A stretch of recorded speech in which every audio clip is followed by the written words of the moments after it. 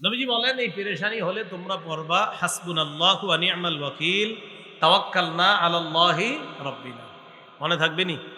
হাসবুনাল্লাহু ওয়া নি'মাল ওয়াকিল তাওয়াক্কালনা আলাল্লাহি রাব্বিনা। কার্যনির্বাহী হিসাবে আল্লাহ আমাদের জন্য যথেষ্ট।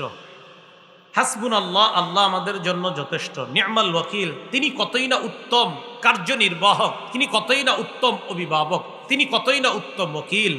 আমরা আল্লাহর উপর ভরসা করলাম, যিনি আমাদের রব, এই রবের উপর আমরা ভরসা করলাম, ইনশাল্লাহ কিচ্ছু হবে না। মানে এই জাতীয় একটা আত্মবিশ্বাস রাখা। হ্যাঁ, এই পেরেশানিও আনা যে সিংহাওয়ালা তো সিংহা মুখে নিয়ে আসে, আমি উল্লাসটা করি কিভাবে, আমি গান কিভাবে শুনি, সিংহাওয়ালা তো সিংহা মুখে নিয়ে আসে, কখন ফু দিয়ে দেয়, আমি কিভাবে বিভিন্ন অশ্লীল কর্মকাণ্ড দেখি, সিংহাওয়ালা তো সিংহা মুখে নিয়ে বসে আসে। রসুল্লাহ সাল্লাহ আলি সাল্লাম বলেন, সিংহাওয়ালা সিংহাটা মুখে নিয়ে আসে ইসরাফিল। সিংহা কি জিনিস? তিরমিজি শরীফের 2430 নম্বর হাদিসের বর্ণনা। এই হাদিসের বর্ণনাকারী সাহাবীর নাম আব্দুল্লাহ ইবনে আমর ইবনুল আস রাদিয়াল্লাহু তাআলা। তিনি বলেন, যা আরাবিয়ুন ইলা রাসূলিল্লাহি সাল্লাল্লাহু আলাইহি ওয়াসাল্লাম, এক গ্রাম্য ব্যক্তি রাসূলুল্লাহ সাল্লাল্লাহু আলাইহি সাল্লামের কাছে আসলেন। আসার পর বললেন, মাসসুরু ইয়া রাসূলুল্লাহ, হুজুর সিংহা কি জিনিস? ফাকালা রাসূলুল্লাহ সাল্লাল্লাহু আলাইহি ওয়াসাল্লাম, নবীজি বললেন, কর্নুন ইউনফাখু ফীহি, সিংহা হলো একটা শিংয়ের মতো, এই শিংয়ের মধ্যে ফু দেওয়া হবে। এক ব্যক্তি আসলেন, আসার পর বললেন, হুজুর সিংহা কি জিনিস? নবীজি বললেন, সিংহা হলো একটা শিং, এই শিংয়ের মধ্যে ফু দেওয়া হবে। তাহলে এটা হলো সিংহা। এটা কিসের মতো দেখতে? শিংয়ের মতো। কেমন দেখতে আল্লাহ ভালো জানেন। তাফসীরের কিতাবে আসছে প্রচুর ছিদ্র থাকবে এটার ভিতর। কি পরিমাণ আল্লাহ ভালো জানে, এত পরিমাণ ছিদ্র থাকবে। এটার মধ্যে ইসরাফিল ফু দিবে। প্রথম ফুটা দেওয়ার সাথে সাথে হাদিসে আসছে ফু হবে 2টা, তাফসীরের কিতাবে আসছে ফু হবে 3টা। হাদিসের ভাষ্য অনুযায়ী যদি ফু 2টা হয়, প্রথম ফুয়ে জমিন পাহাড়গুলা এক ধাক্কায় সব চূর্ণ বিচূর্ণ হয়ে যাবে। এক ধাক্কায় মানুষগুলা বেহুশ হয়ে যাবে। দ্বিতীয় ফুয়ে সব মানুষগুলা বেহুশি থেকে আবার কিয়ামতের ময়দানে উঠবে। রাসূলুল্লাহ সাল্লাল্লাহু আলাইহি সাল্লামের হাদিসের ভাষ্য অনুযায়ী প্রথম ফুটাকে বলা হয় নাফখাতুস সাকি, বেহুশির ফু। দ্বিতীয় ফুটাকে বলা হয় নাফখাতুল বাসি, পুনরুত্থানের ফু। সূরাতুল হাক্কার 13 থেকে 18 নম্বর আয়াতে আল্লাহ বলেন, ফাইদা নুফিখা ফিস-সূরি নাফখাতু ওয়াহিদা, সিংহার মধ্যে যখন ফু দেওয়া হবে, একটা মাত্র ফু, ওয়া হুমিলাতিল আরদু ওয়াল জিবাল ফাদুক্কাতা দাক্কাতা ওয়াহিদা, প্রথম ফুয়ের সাথে সাথে জমিন পাহাড় পর্বতগুলা যা আছে সব এক ধাক্কায় চূর্ণ বিচূর্ণ হয়ে যাবে। এরপর আল্লাহ বলেন, ফায়াউমা ইদি ওয়াকাতিল ওয়াকিআ, মানুষ যারা বলে কিয়ামত কবে হবে, আল্লাহ বলেন, শোনো তোমরা, সেদিন কিন্তু যেটা ঘটে যাওয়ার সেটা ঘটে যাবে। বাংলাটা মনে রাখেন, কি করে আল্লাহ দেখেন, সেদিন কিন্তু যেটা ঘটার সেটা ঘটে যাবে। ফায়াউমা ইদি ওয়াকাতিল ওয়াকিআ, সেদিন যেটা ঘটার সেটা ঘটে যাবে। বারবার বলো কিয়ামত কবে হবে, আল্লাহ বলেন সেদিন যেটা ঘটার সেটা ঘটে যাবে। ওয়ানশাক্কাতিস সামাউ ফাহিয়া ইয়াউমাইযি ওয়াহিয়া, আসমানের দিকে তাকান, তাকানোর পর কোনো ছিদ্র খুঁজে পাবেন না। সূরা মুলকে আল্লাহ বলেন, ফারজি'ল বাসারা হাল তারা মিন ফুতুর, দৃষ্টিটা আসমানের দিকে ফিরাও, ফিরানোর পর দেখবা আসমানের মধ্যে কোনো ছিদ্র নাই। সুম্মারজি'ল বাসারা কাররাতাইন, বারবার ফিরাও, আবার চোখ দাও।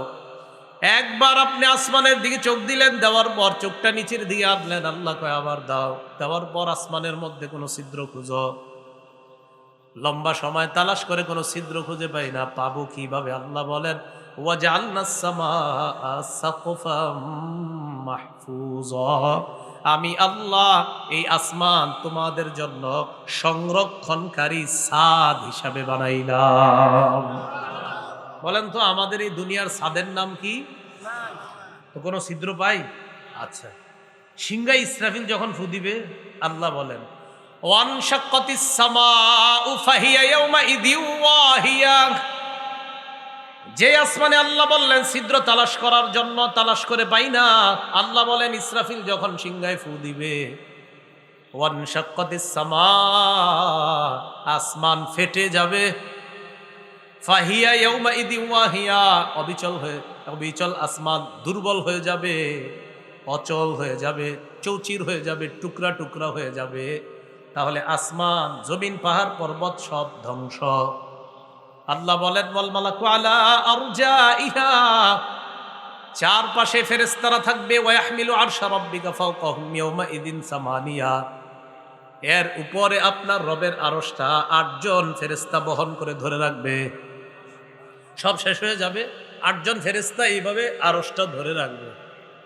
এরপর আল্লাহ বলেন ইয়াউমাইযিন তু'রাদুনা লা তাখফা মিনকুম খাফিয়া, সেদিন তোমাদেরকে পেশ করা হবে, তোমাদেরকে উপস্থিত করা হবে, লা তাখফা মিনকুম খাফিয়া, সেদিন কোনো গোপনীয় জিনিস গোপন থাকবে না। গোপনীয় জিনিস কি থাকবে না? হুজুর কথাটা গোপন রাখেন, দুনিয়াতে বলি না এরকম বইলা, ভাই কথাটা বললাম গোপন রাখেন, কথাটা বললাম গোপন রাখেন, এটা এইখানেই আল্লাহ বলেন সেদিন কোনো গোপনীয় জিনিস গোপন থাকবে না। আমি যা চাবো সেটাই হবে, আমি চাইবো প্রকাশ করতে প্রকাশ হবে, আমি চাবো গোপন রাখতে তো গোপন থাকবে, আমি আল্লাহ যেটা চাবো সেদিন সেটাই হবে। তো এইভাবে যখন আপনার কিয়ামতটা কায়েম হবে, প্রথম ফু, এবার দ্বিতীয় ফু দেওয়ার পরে সব মানুষগুলো উঠবে। তো কিভাবে আমাদেরকে জমা করা হবে? সহিহ বুখারীর বর্ণনা, 6527 নম্বর হাদিসের বর্ণনা, আম্মা জান আয়েশা সিদ্দিকা রাদিয়াল্লাহু তাআলা আনহার বর্ণনা, তিনি বলেন ক্বালা রাসূলুল্লাহ সাল্লাল্লাহু আলাইহি ওয়াসাল্লাম তুহশারুনা হুফাতান উরাতান গুরলা, কিয়ামতের ময়দানে তোমাদেরকে উপস্থিত করা হবে খালি পায়ে, উরাতা, দেহের মধ্যে কোনো কাপড় থাকবে না, গুরলা, খতনাবিহীন তোমাদেরকে কিয়ামতের ময়দানে উপস্থিত করা হবে, জমা করা হবে। আম্মা জান আয়েশা সিদ্দিকা রাদিয়াল্লাহু তাআলা আনহা বলেন ইয়া রাসূলুল্লাহ আর-রিজালু ওয়ান-নিসা ইয়ানজুরু বা'দুহুম ইলা বা'দ, নারী পুরুষ সেদিন একজন আরেকজনের দিকে তাকাবে, ব্যাপারটা তো লজ্জার বিষয়, দেখতে কেমন দেখা যায়? হুজুর এটা কেমন দেখা যাবে? মানুষ উলঙ্গ হয়ে উঠবে, পায়ে জুতা থাকবে না, শরীরে কাপড় থাকবে না, খতনাবিহীন, একজন আরেকজনকে দেখলে লজ্জা হবে না? নবীজি যে জবাবটা দিলেন ভাই, আল্লাহ নবী বলে আয়েশা আল আমরু আশাদ্দু মিন আইয়ুহিম্মাহুম যাত, কিয়ামতের ময়দানটা এত ভয়ঙ্কর হবে, মানুষের ধারণার মধ্যেও আসবে না, এত ভয়ঙ্কর, এর চাইতেও আরো বেশি ভয়ঙ্কর হবে কিয়ামতের ময়দান। মনে করেন আজকে থেকে আমি আপনি আমরা চিন্তা করতে থাকলাম কিয়ামতটা মনে হয় এরকম ভয়ঙ্কর হবে, কালকেও চিন্তা করলাম, কিয়ামত পর্যন্ত আমরা সবাই খালি চিন্তা করবো না মনে হয় এর চেয়ে ভয়ঙ্কর, না না না, মনে হয় আরো ভয়ঙ্কর। নবী কয় এতটা ভয়ঙ্কর হবে যে কিয়ামত পর্যন্ত আমি আপনি শুধু চিন্তা করব, মনে হয় এরকম, মনে হয়। নবী কয় না না না, তোমাদের চিন্তা ধারণারও বাহিরে, এত ভয়ঙ্কর হবে কিয়ামত। তো এখন এই যে ভয়ঙ্কর হবে বলেই ওই যে আম্মা জান আয়েশা সিদ্দিকা বললেন একজন কি আরেকজনের দিকে তাকাবে না? নবীজি বলে আয়েশা এই যে তাকানো এটা তো তোমাদের মনের বিষয়, কিয়ামতের মাঠে এই মনের বিষয়গুলো থেকেও আলাদা হবে ভয়ঙ্কর, বললামই তো। আরে তোমার তো এই চিন্তারই সুযোগ থাকবে না আয়েশা, কিয়ামতের ময়দানে প্রত্যেকটা মানুষ তার নিজের নিয়ে এত পেরেশানির মধ্যে থাকবে, পাশের জনের শরীরে কাপড় আছে না নাই এটাও সে দেখার সুযোগ পাবে না। আরে দেখেন তো এই লোক, আমরা পাশে দুইজন, এটা কোনো কথা যে এর দিকে আমি তাকাবো না?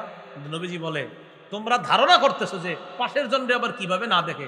নবী কয় ধারণা করতেই থাকো, কিন্তু কিয়ামতের মাঠের ভয়াবহতা এত ভয়ঙ্কর হবে, পাশের জন কি খালি গায়ে আছে না উলঙ্গ, তুমি নিজের পেরেশানিতে ওর দিকে তাকানোর সুযোগই পাবে না।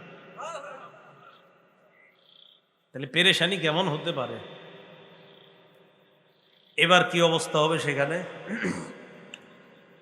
সেখানে যারা জাহান্নামী হবে, আল্লাহ না করেন, আল্লাহ হেফাজত করেন, আমাদেরকে যেন জাহান্নামী আল্লাহ না বানায়।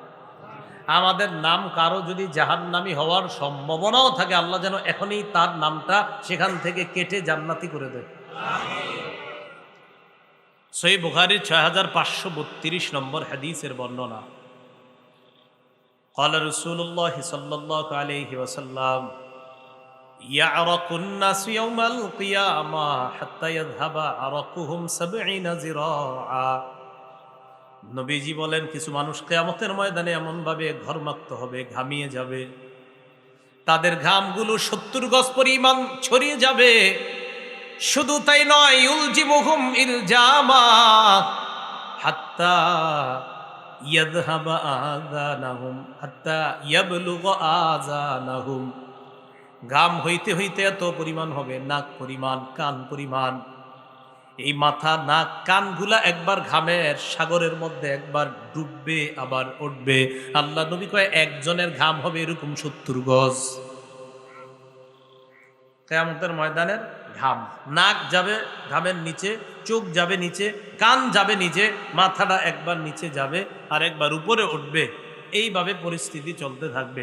সহিহ বুখারীর 4712 নম্বর হাদিসের মধ্যে আসছে, আদম নবী, ইব্রাহিম নবী, নূহ নবী, ইব্রাহিম নবী, মুসা নবী, ঈসা নবী, 5 নবী সেদিন মানুষ বিপদে পড়ে 5 জনের কাছে যাবে। যাওয়ার পর 5 জনেই জবাব দিবে, ইন্না রাব্বি ক্বাদ গাদিবা আল-ইয়াওমা গাদবান লাম ইয়াগদাব ক্বাবলাহু মিসলা ওয়া লা ইয়াগদাব বা'দাহু মিসলা। আজকে রব এত রাগ করে আছে, আজকের আগে এমন রাগ কখনো করে নাই, আজকের পর এত রাগ কখনো করবে না। সবাই এই জবাব দিবে, এত রাগ করে আছে। কিয়ামতের ময়দানে আল্লাহ পাক রব্বুল আলামিন সব মানুষদের সামনে একটা কথা বলবে। এই কথার জন্য আমার আপনার তৈরি থাকা দরকার। আর রাজা বাদশাহ যারা, তারা তো তৈরি থাকাই দরকার। সহিহ বুখারীর 4812 নম্বর হাদিসের বর্ণনা। عن أبي هريرة رضي الله تعالى عنه قال قال رسول الله صلى الله عليه وسلم নবীজি বলেন ইয়াকবিজুল্লাহুল আরদ ওয়া ইয়াতবিস সামাওয়াতি বিয়ামিনি। পুরা জমিনটাকে আল্লাহ কবজায় নেবেন, সব আসমানগুলা পেঁচায়া কুদরতি ডান হাতের মধ্যে নেবেন, 7টা আসমান পেঁচায়া নেওয়ার পর দেখেন কিয়ামতের ময়দানে আইসা আল্লাহ বলবেন, আনাল মালিক, আমি বাদশাহ।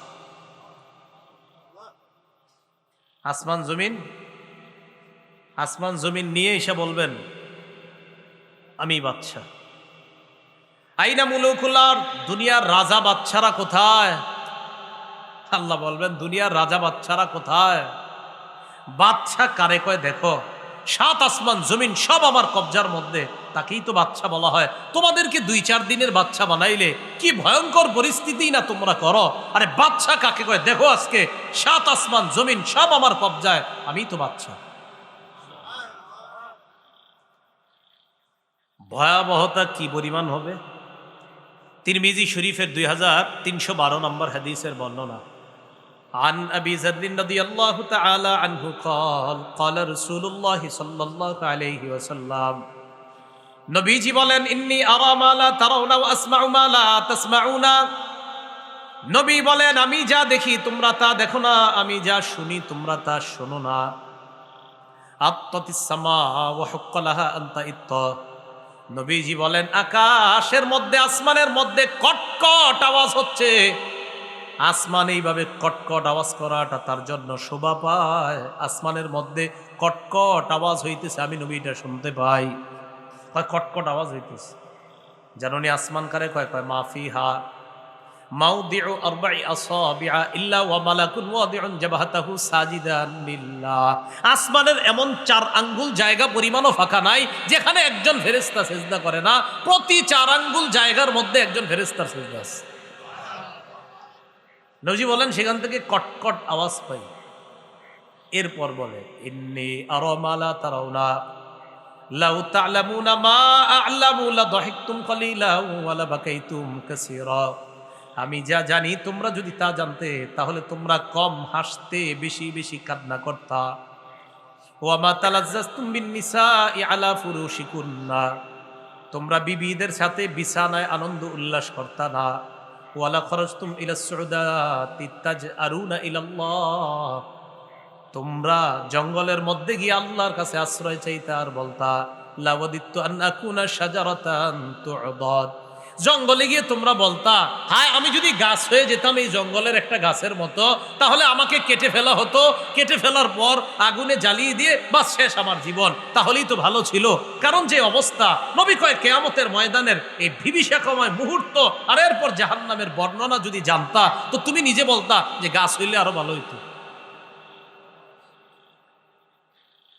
কিয়ামতের ময়দানে যাদের ভয়ঙ্কর পরিস্থিতি হবে, তাদের মধ্যে এক শ্রেণী হবে বক্তা। তারা বক্তা, বক্তা মানে যারা ওয়াজ করে আর কি, বক্তা। বুখারী, মুসলিম, ইবনে মাজাহ, নাসাই সহ হাদিসের অনেকগুলো কিতাবে একযোগে বর্ণনা হয়। عن أسامة بن زيد رضي الله تعالى عنه قال قال رسول الله صلى الله عليه وسلم রাসূলুল্লাহ সাল্লাল্লাহু আলাইহি সাল্লাম বলেন, ইউজাউ বির-রাজুলি ইয়াউমাল কিয়ামা ফায়ুলকা ফিন-নার। নবীজি বলেন, কিয়ামতের ময়দানে এক ব্যক্তিকে আনা হবে, আনার পর তাকে জাহান্নামে নিক্ষেপ করা হবে। দেখেন কি হয়, ফাতানদালিকু আকতাবু বাতনিহি, তার পেটের নাড়ি বুড়িগুলা বের হয়ে যাবে। বের হওয়ার পর ইয়াদুরু হাওলাহা কামা ইয়াদুরুল হিমার বির-রাহা, গাদা যেমন চাক্কির চারপাশে ঘুরে, ওই লোকটা তার নারী বুড়ির চারপাশে ঘুরতে থাকবে।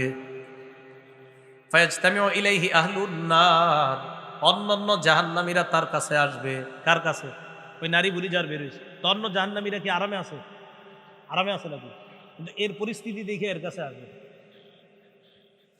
তাহলে বুঝেন তো, অন্য জাহান্নামীরা যার অবস্থা দেখা তার কাছে আসে, ওর অবস্থাটা কি হইতেছে?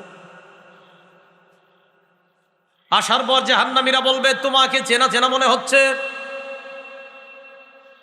আলাম তাকুন তা'মুরুনা বিল মা'রুফ ওয়া তানহানা আনিল মুনকার, তুমি কি ওই ব্যক্তি না যে আমগরে সৎ কাজের আদেশ কর্তা? তুমি কি সে না? ওয়া তানহানা আনিল মুনকার, তুমি কি সে না যে আমাদেরকে অসৎ কাজ থেকে নিষেধ কর্তা? তুমি কি সে না? তুমি ওই ব্যক্তি না যে সৎ কাজের আদেশ কর্তা, অসৎ কাজ থেকে নিষেধ কর্তা? সে জবাব দিবে, বালা, হ্যাঁ আমি সে। তো তুমি এখানে কেন? তোমার কথা আমরা শুনি নাই, হয়তো এই কারণে আমরা জাহান্নামী, তুমি এখানে কেন?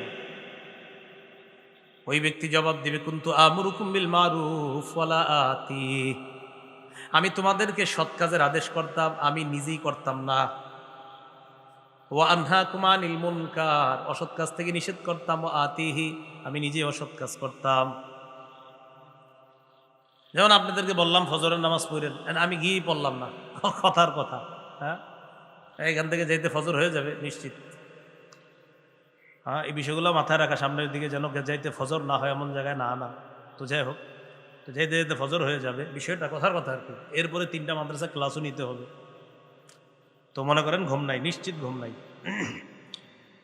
তো এই যে আপনাদেরকে বললাম যে ফজর পড়েন, তা আপনারা পড়লেন, পড়েন বা না পড়েন, কিন্তু আমি যদি বইলা আমি ফজর না পড়ি, তো এই ব্যক্তির এই অবস্থা হবে যে কিয়ামতের ময়দানে তাকে জাহান্নামে নিক্ষেপ করা হবে, পেটের নারী বুড়িগুলা বের হবে, তাকে অন্যান্য জাহান্নামীরা দেখতে আসবে, বলবে, তুমি তো সে আমগরে ভালো কথা বলতা, তুমি নিজেই পালন করতা, আমাদেরকে খারাপ কাজ থেকে নিষেধ করতা। সে বলবে, ভাই আমি সেই, কিন্তু আমি নিজে ভালো কাজ কথা বলতাম ঠিক, আমি পালন করতাম না, অসৎ কাজ থেকে নিষেধ করতাম, তো আমি নিজেই অসৎ কাজ করতাম, এই জন্য আমার আজকে অবস্থা। কিয়ামতের ময়দানে ভয়ঙ্কর পরিস্থিতির মধ্যে যারা পড়বে, তাদের এক শ্রেণী হবে বক্তা, যারা তারা। এরপর ওজনের পাল্লা কায়েম করে মানুষের গ্রুপ হবে 2টা, একদল হতভাগা আর একদল সৌভাগ্যবান। সূরা হুদের 105, 6, 7, 8 নম্বর আয়াতে আল্লাহ বলে দিয়েছেন, ফামিনহুম শাকিয়্যু ওয়া সাঈদ, একদল হবে হতভাগা, আরেক দল সৌভাগ্যবান। ফাআম্মাল্লাযীনা শাকু ফাফিন-নার, যারা হতভাগা তাদের ঠিকানা জাহান্নাম। ওয়া আম্মাল্লাযীনা সুঈদু ফাফিল জান্নাহ, যারা সৌভাগ্যবান তাদের ঠিকানা চিরস্থায়ী জান্নাত। আমরা হতভাগা হব না সৌভাগ্যবান? আল্লাহ সকলকে সৌভাগ্যবানদের শামিল হওয়ার তৌফিক দান করেন। কিয়ামতের জ্ঞান কার কাছে? কিয়ামতের প্রকাশটা আল্লাহ করবেন কবে? কিয়ামত কিবারে হবে? কোন বছরের? কে জানে? কিয়ামত কাদের উপর হবে? মাহদি আসবেনি? মাহদি সে হবে যার সাথে নবীর কথা মিলে যাবে। বলেন, মাহদি আসবে? বলেন, মাহদি কে হবে? সবাই পুরাটা বলবেন, বলবেন যার সাথে নবীর কথা মিলে যাবে। বলেন, ইমাম মাহদি কে হবে? আবার বলেন ইমাম মাহদি কে হবে? তো মাহদি যিনি আসবেন তার ব্যাপারে রাসূলুল্লাহ সাল্লাল্লাহু আলাইহি সাল্লাম যা বলছেন, তিনি আসবেন, তিনি 7 বছর বা 9 বছর রাজত্বকাল তার থাকবে। 7 বছর বা 9 বছর, মানে তাকে মানুষ মাহদি হিসাবে চিনবে, প্রসিদ্ধি লাভ করবে, এরকম 7 বছর বা 9 বছর। ইবনে মাজার 4083 নম্বর হাদিসের বর্ণনা। عن أبي سعيد الخدري رضي الله تعالى عنه أن النبي صلى الله عليه وسلم قال يكون في أمتي المهدي রাসূলুল্লাহ সাল্লাল্লাহু আলাইহি সাল্লাম বলেন, মাহদি আমার উম্মতের মধ্য থেকেই হবে। তো এই কথা বলার পর রাসূলুল্লাহ সাল্লাল্লাহু আলাইহি সাল্লাম বলেন, ইন কাসরা ফাসাবউন ওয়া ইল্লা ফাতিসউন। তিনি সর্বোচ্চ 7 বছর বা 9 বছর মানুষের মাঝে আত্মপ্রকাশের পর মানুষের মাঝে থাকবে, 7 বছর বা 9 বছর।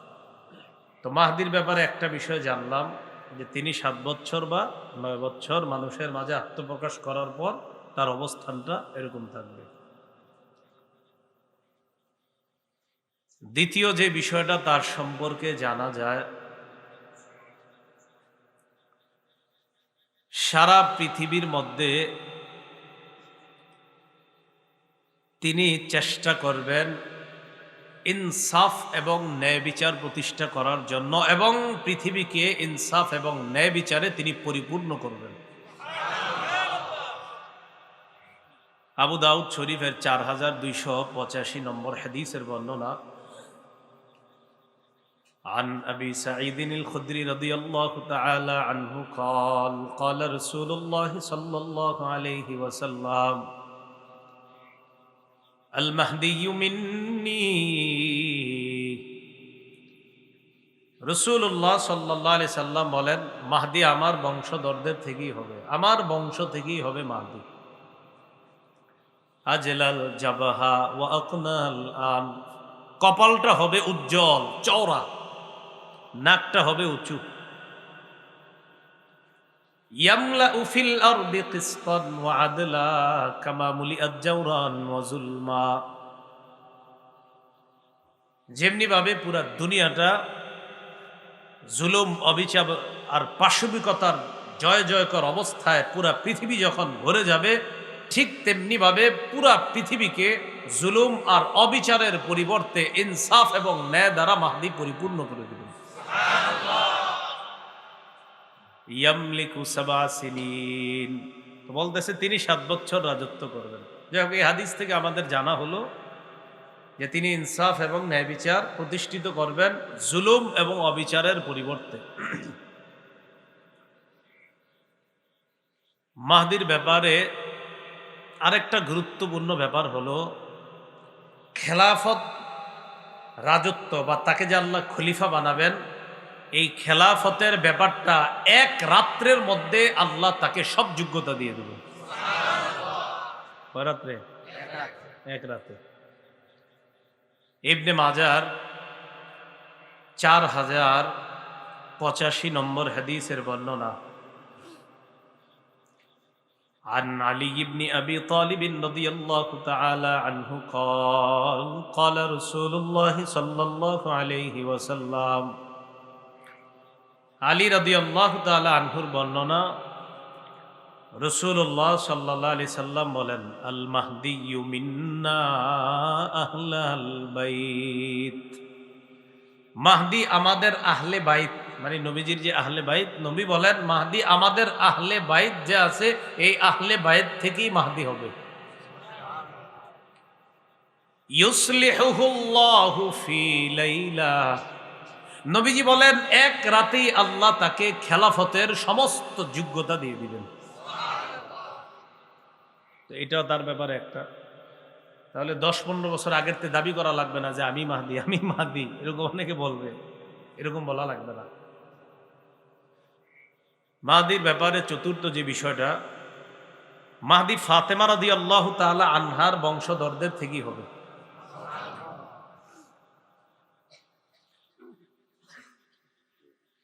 সাঈদ ইবনুল মুসাইয়াব রহমতুল্লাহি আলাই তিনি বলেন, ইবনে মাজার 4086 নম্বর হাদিস, তিনি বলেন, কুন্না ইনদা উম্মি সালামাতা রাদিয়াল্লাহু তাআলা আনহা فتذكرنا المهدية فقالت سمعت رسول الله صلى الله عليه وسلم المهدي من ولد فاطمة رضي الله تعالى عنها। সাঈদ ইবনুল মুসাইয়াব তিনি বলেন, আমরা আম্মাজান উম্মে সালামা রাদিয়াল্লাহু তাআলা আনহার কাছে ছিলাম, আমরা মাহদির ব্যাপারে আলোচনা করতেছিলাম। আম্মাজান উম্মে সালামা রাদিয়াল্লাহু তাআলা আনহা বললেন, আমি নবীকে বলতে শুনেছি মাহদি ফাতেমার বংশর থেকেই হবে, ফাতেমার বংশধর যারা হবে তাদের থেকেই মাহদির আত্মপ্রকাশ দুনিয়াতে ঘটবে। ফাতেমা রাদিয়াল্লাহু তাআলা আনহার ছেলে একজন হাসান আর এক ছেলে হুসাইন, যদিও তার আরো সন্তান আছে, আপনারা যদিও মাত্র দুইজনের নামে জানেন, তার কিন্তু আরো সন্তান আছে। আমার একটা বয়ান আছে দেখবেন, নবীর নাতি নাতনি নিয়ে, আপনারা তো জীবনে শিখছেন এই হাসান আর হোসাইন, আর কিছু না, যেটা মুহররম মাস আসলে দেখা যায় আর কি বিষয়টা। মাহদি হাসান রাদিয়াল্লাহু তাআলা আনহু, ফাতেমা রাদিয়াল্লাহু তাআলা আনহার সন্তান যে হাসান, এই হাসান রাদিয়াল্লাহু তাআলা আনহুর বংশ থেকে হবে। এই যে নবীজির বংশ, ফাতেমার বংশ, হাসানের বংশ, কিভাবে দেখেন আসে সুন্দর করে। আবু দাউদ শরীফের 4292 নম্বর হাদিসের বর্ণনা, عن علي بن أبي طالب رضي الله تعالى عنه قال نظر علي إلى ابنه الحسن فقال إن ابني هذا سيد كما سماه النبي صلى الله عليه وسلم। আলী রাদিয়াল্লাহু তাআলা আন নিজের সন্তান হাসানের দিকে তাকাইলেন, তাকানোর পর বললেন, আমার এই সন্তান জান্নাতের যুবকদের সর্দার, যেমনটি আল্লাহ নবী ঘোষণা করে গেছেন। আমার এই সন্তান জান্নাতের যুবকদের সর্দার, দুই ভাই হবে হাসান হুসাইন, তো উনিও একজন জান্নাতের যুবকদের সর্দার। তো এরপরে তিনি বলেন, ওয়াসায়াখরুজু মিন সুলবিহি রাজুলুন ইউসাম্মা বিসমি নবিয়িকুম সাল্লাল্লাহু আলাইহি ওয়াসাল্লাম, তার ঔরস থেকে এক ব্যক্তির আবির্ভাব ঘটবে অচিরেই, যেই লোকটার নাম হবে তোমাদের নবীর নামে। এখান থেকে আরেকটা জিনিস শিখলাম, মাহদির নাম মুহাম্মদ হবে আমাদের নবীর নামে। সুবহানাল্লাহ। তাহলে আমাদের নবীর নামে নাম হবে, আমাদের নবীর নামে নাম হবে। তাহলে এই আরেকটা বিষয় জানলাম যে নবীর নামে নাম হবে মাহদির। পরে বলতেছে ইউশবিহু ফি খুলকিহি ওয়ালা ইউশবিহু ফি খালকিহি, মাহদি আমার নবীর যে আখলাক চরিত্র, এই চরিত্রের মতো হবে মাহদির চরিত্র, তবে গঠনটা নবীর মতো হবে না। নবীজির যে গঠন এটা মাহদির নবীর মতো হবে না, বাকি নবীর চরিত্রিক যে চারিত্রিক বৈশিষ্ট্য এটা মাহদির মধ্যে পাওয়া যাবে, বাকি গঠনগত বৈশিষ্ট্যটা পাওয়া যাবে না। তো এই হাদিসগুলা থেকে আমরা বুঝতে পারলাম মাহদির আত্মপ্রকাশ ঘটবে, এটা সত্য, এই উম্মত থেকে ঘটবে, এটাও সত্য, নবীর বংশ থেকে, ফাতেমার বংশ হযরত হাসানের বংশ থেকে আসবে, 7 বছর বা 9 বছর তার রাজত্বকাল চলবে, এ কথা সব সত্য। মাহদির সময় পৃথিবীর মানুষগুলা নেয়ামতে এতটাই পরিপূর্ণ হবে, যার যত পরিমাণ মন চাইবে তত পরিমাণ নেয়ামত উপভোগ করতে পারবে। ইবনে মাজার 4083 নম্বর হাদিসের বর্ণনার অংশ বিশেষ, عن أبي سعيد الخدري رضي الله تعالى عنه قال قال رسول الله صلى الله عليه وسلم تنعم فيه أمتي। নবীজি সাল্লাল্লাহু আলাইহি ওয়াসাল্লাম বলেন, মাহদির রাজত্বকালে আমার উম্মত প্রাচুর্যের এত পরিমাণ মালিক হবে, প্রাচুর্য তাদের এত পরিমাণ হবে, সম্পদ এত পরিমাণ হবে। তুতি উকুলাহা, জমিন তার ভিতরে যত নিয়ামত আছে সব বের করে দিবে, নাও দুনিয়ার মানুষ খাও। তুতি উকুলাহা, সব সব বের করবে। ওয়ালা তাদখিরু মিনহা শাইআ, জমিন তার কোনো নিয়ামত জমা করে রাখবে না, বরং সব বের করে বলবে সব তোমরা খাও। এমনকি একটা অবস্থা হবে, নবীজি বলেন এক পর্যায়ে এমন হবে, ওয়াল মালু ইয়াউমা ইদিন কুদুস, মালু ইয়াউমা ইদিন কুদুস মানে হলো সম্পদ এমন ভাবে জমা হয়ে পড়ে থাকবে, জায়গায় জায়গায় জমা হয়ে পড়ে থাকবে। মানুষ বলবে ইয়া মাহদি আতিনা, ও মাহদি আমাদেরকে কিছু দাও। মাহদি তখন বলবে খুঁজ, যা মন চা নিতে থাকো। মাহদি কিছু দাও, মাহদি বলবে যা মন চা নিতে থাকো। তাহলে কি বুঝতে পারলাম? মাহদি আসবে এটা বিশ্বাস করি, নবীর নামে নাম হবে এটাও বিশ্বাস করি, হযরত হাসানের বংশধর, ফাতেমার বংশধর, মুহাম্মদ সাল্লাল্লাহু আলাইহি সাল্লামের বংশ থেকে আসবে। 7 বছর বা 9 বছর তার রাজত্বকাল চলবে। কপালটা হবে চওড়া, উজ্জ্বল হবে, নাকটা হবে উঁচা। নবীজির চারিত্রিক বৈশিষ্ট্য পাবে, বাকি ঘটনগত বৈশিষ্ট্যটা হবে না, চারিত্রিক বৈশিষ্ট্য হবে। এই হলো মাহদি। তো যে কেউ যদি দাবি করে ফেলে যে আমি মাহদি, বিষয়টা হবে হাস্যকর, ঠিক না?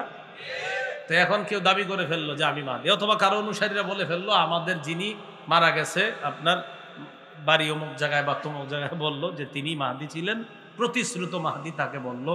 এই কথাগুলো হবে সম্পূর্ণ মিথ্যা। মাহদি তিনিই হবে যার সাথে আমার নবীর বক্তব্য মিলে যাবে।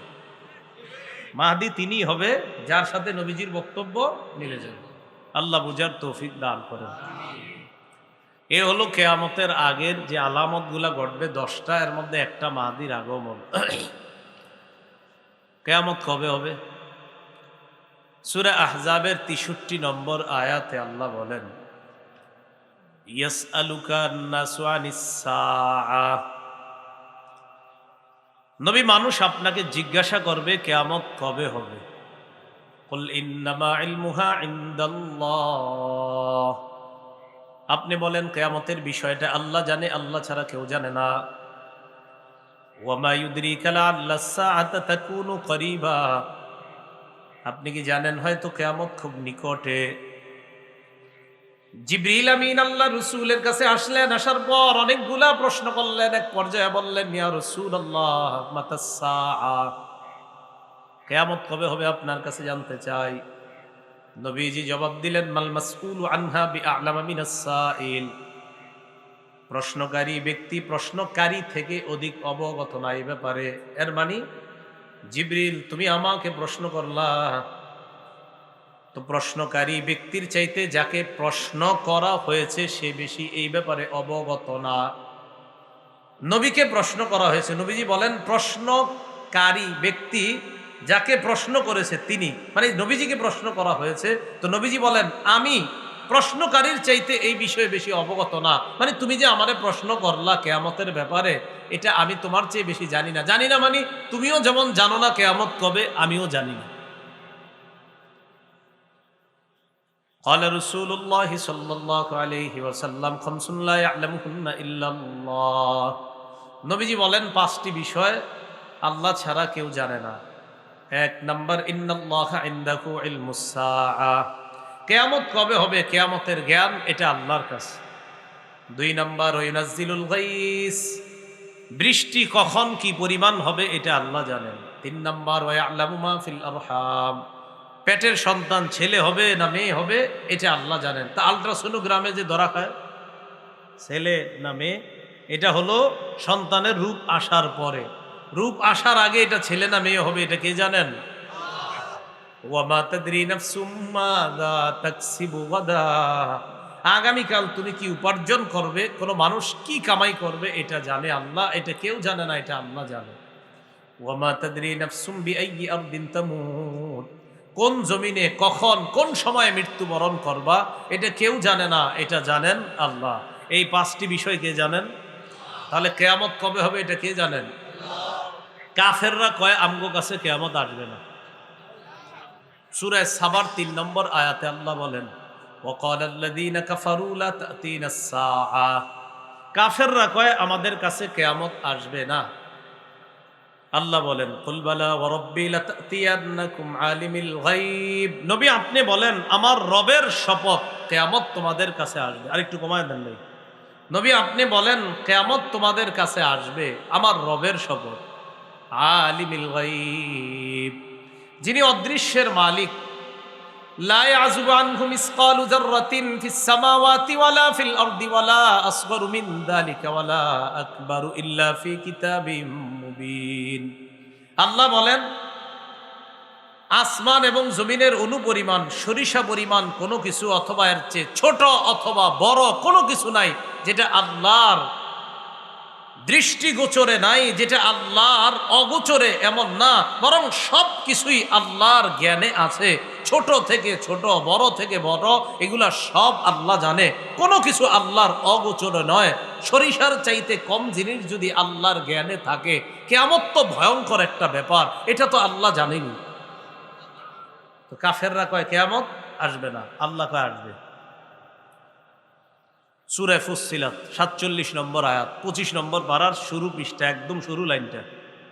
এটার না আরেকটা নাম হামিম আস-সাজদা, এই সূরার নাম। আল্লাহ বলেন ইলাইহি ইউরাদ্দু ইলমুস সাআহ ওয়া মা তাখরুজু মিন সামারাতিন মিন আকমামিহা ওয়া মা তাহমিলু মিন উনসা ওয়া লা তাদউ ইল্লা বিইলমি। কিয়ামতের জ্ঞান আল্লাহর কাছেই প্রবর্তিত হয়। ওয়া মা তাখরুজু মিন সামারাতিন মিন আকমামিহা, কোন ফল তার আবরণ থেকে বের হয় না। কোন মা তার সন্তানকে পেটে নেয় না অথবা প্রসব করে না।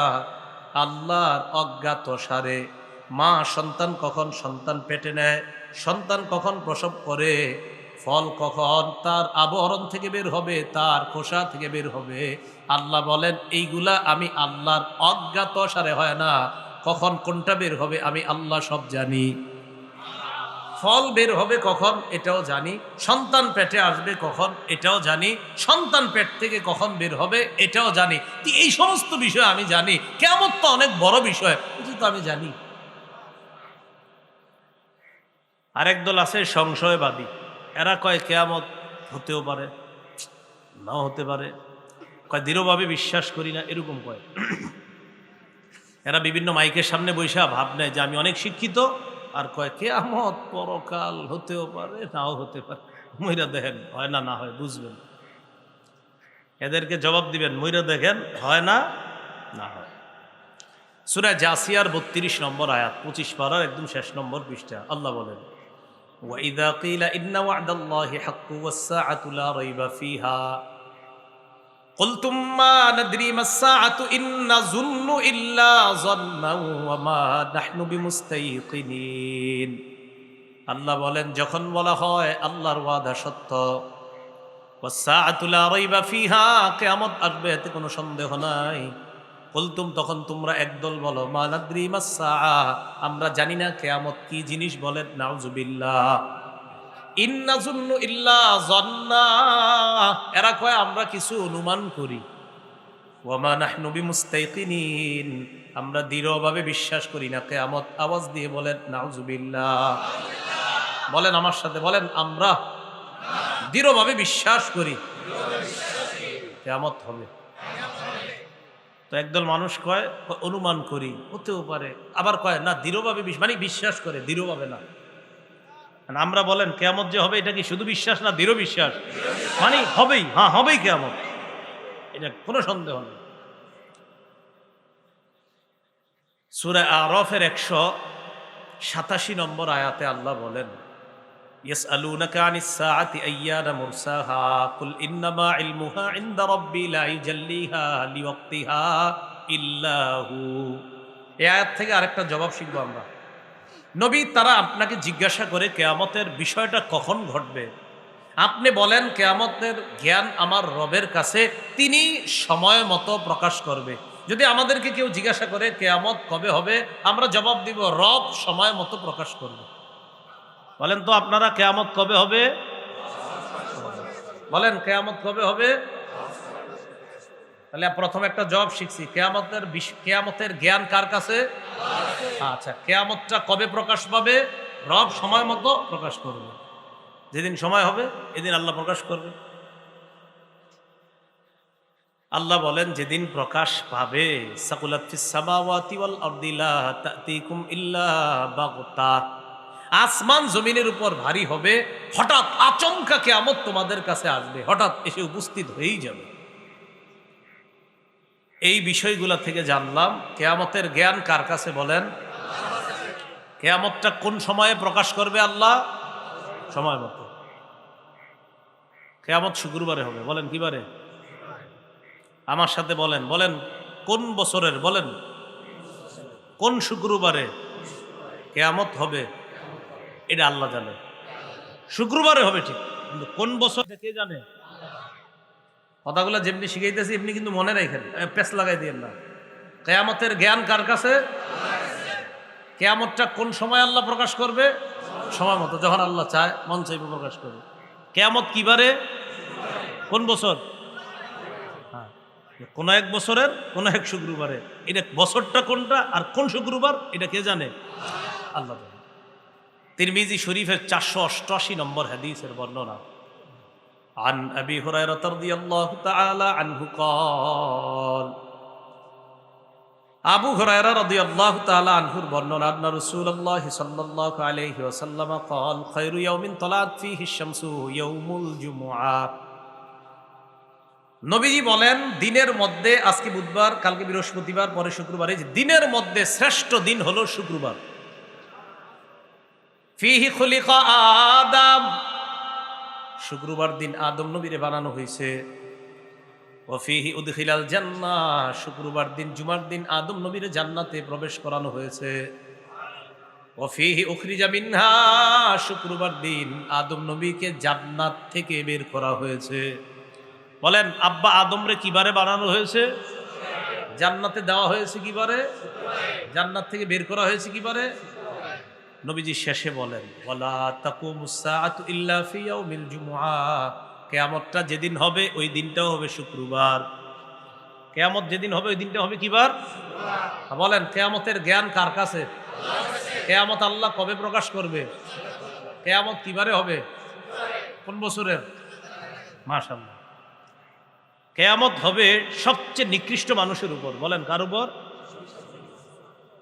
আর একটা বিষয় জানলাম, কিয়ামত জাতের উপর হবে আর কি, তারা হবে পৃথিবীর সবচেয়ে নিকৃষ্ট মানুষ। ইবনে মাজাহ 4039 নম্বর হাদিসের বর্ণনা। عن أنس بن مالك رضي الله تعالى عنه أن رسول الله صلى الله عليه وسلم قال لا يزداد الأمر إلا شدة ولا الدنيا إلا إدبارا ولا الناس إلا شحا। নবীজি বলেন দিন যত যাবে প্রতিটা বিষয়ে তত কঠিন হবে। ওয়ালাদ দুনিয়া ইল্লা ইদবারা, অভাব অনটন বাড়তে থাকবে। ওয়ালাদ নাসু ইল্লা শুহা, মানুষ কৃপণ হতেই থাকবে। দিন যত যাবে বিষয়গুলো কঠিন হবে, দুনিয়া অভাব অনটন বাড়তে থাকবে। শুধু তাই না, মানুষ কৃপণ হতেই থাকবে দিন দিন। হাদিসের শেষে আল্লাহ নবী বলেন, ওয়ালা তাকুমুস সাআতু ইল্লা আলা শিরারিন নাস, কিয়ামত যাদের উপর ঘটবে ওই মানুষগুলো হবে পৃথিবীর সবচেয়ে নিকৃষ্ট মানুষ। নাউজুবিল্লাহ। কিয়ামত যাদের উপর ঘটবে এই জাতীয় মানুষদের থেকে আমাদেরকে সহ আমাদের পরবর্তী যারা আসবে দুনিয়াতে তাদেরকেও যেন আল্লাহ হেফাজত করে। কারণ কিয়ামত যাদের উপর ঘটবে তারা হবে পৃথিবীর সবচেয়ে নিকৃষ্ট মানুষ। এক নম্বর, কিয়ামতের জ্ঞান কার কাছে? 2, কিয়ামত আল্লাহ কবে প্রকাশ করবে? 3, কিয়ামত কিবারে হবে? কোন বছরের? 4, কিয়ামতটা কাদের উপর হবে? মনে থাকবে নি? ঠিক এমনি কইবেন, কাউরে কইলে। কিয়ামতটা যেদিন হবে ইসরাফিল একটা সিংহায় ফু দিবে, সেদিন কিয়ামত হবে। ইসরাফিল সিংহাটা মুখে নিয়ে মাথাটা ঝুঁকায়া কানটা খাড়া করে রাখছে। সুবহানাল্লাহ। সিংহাটা মুখে, মাথাটা ঝুঁকায়া রাখছে, কানটা খাড়া করে রাখছে। নবীজি যে হাদিসটা বলছেন এই হাদিসটা মন দিয়ে শোনেন। আর হাদিসের শুরুতে নবীজি যে কথাটা বলছে এই কথাটা আজকে রাত্রে সহ প্রত্যেক দিন কয়েকবার স্মরণ করবেন বিছানায় মাথাটা লাগায়া। আল্লাহর পরে যিনি শ্রেষ্ঠ কে তিনি বলেন? মুহাম্মদ সাল্লাল্লাহু আলাইহি সাল্লাম। তিনি কি বলে দেখেন, তিরমিজি শরীফের বর্ণনা 3243 নম্বর হাদিস, 3243 নম্বর হাদিসের বর্ণনা। এই হাদিসের মধ্যে নবীজি বলেন, আন আবি সাঈদ আল খুদরি রাদিয়াল্লাহু তাআলা আনহু আন্না রাসূলুল্লাহ সাল্লাল্লাহু আলাইহি ওয়াসাল্লাম قال, নবীজি বলেন, কাইফা আনামু ওয়া ক্বাদ ইলতাকামা সাহিবুল করনিল করনা ওয়া হানা জাবহাতা ওয়া আসগা সামআ ইয়ানতাজিরু আইয়ুমার আইয়ানফুখা ফায়ানফুখা ফিহা। নবীজি বলেন, আমি কিভাবে আনন্দ করব বলো তো? নবীজি বলেন, এই বলো আমি কিভাবে আনন্দ করি? আরে আমি আনন্দ উল্লাসটা করব কিভাবে? সিংহাওয়ালা তো সিংহা নিয়ে অপেক্ষায় রয়েছে। আমি আনন্দটা করি কিভাবে? আমার টেনশন হইতেছে, সিংহাওয়ালা সিংহাটা মুখে নিয়ে অপেক্ষা আছে। নবীজি কয়, এই টেনশনে আমি আনন্দই করতে পারতেছি না। নবীজি বলতেছে যে সিংহাওয়ালা সিংহাটা মুখে নিয়ে বসে রয়েছে, আমি এই টেনশনে আনন্দ করতে সুযোগ পাইতেছি না। আমার টেনশন হইতেছে সিংহাওয়ালা কখন ফুদিয়ে দেবে।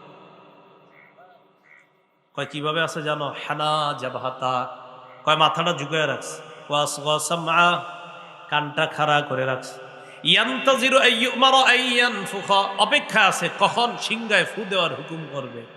ফায়ানফুখা, ফু দেওয়ার হুকুম করতে দেরি, ফু দিতে দেরি হবে না।